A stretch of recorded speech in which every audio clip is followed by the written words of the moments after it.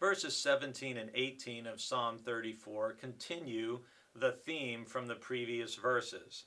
When the righteous cry for help, the Lord hears and rescues them from all their troubles.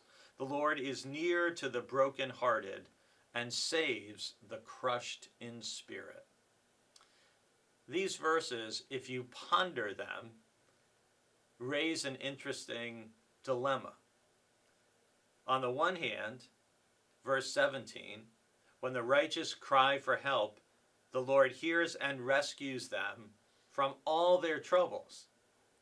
Well, you could say, if that's true, then there wouldn't be anybody who was brokenhearted, and there wouldn't be anyone who was crushed in spirit, who are mentioned in the very next verse.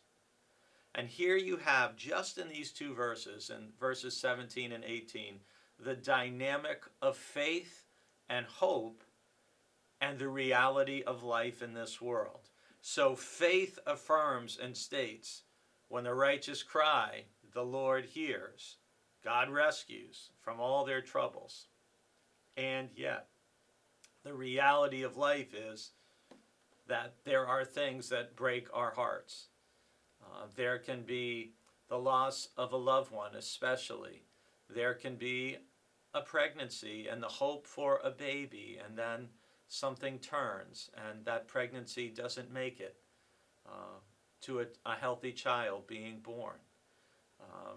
There are those who are the relatives of hostages in Gaza or of civilians in Gaza, and families on both sides, brokenhearted, grieving.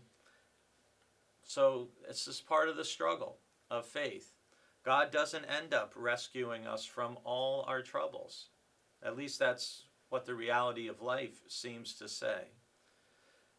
But I want to close by focusing on that final phrase, that the Lord is near to the brokenhearted when we are in our most agonizing, painful moments in life.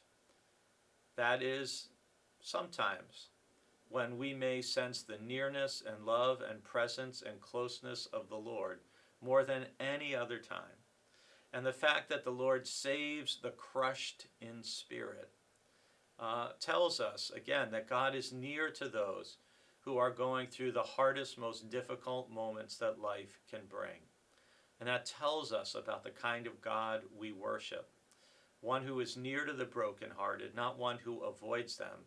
One who saves the crushed in spirit, not one who looks down upon them or considers them a failure or weak.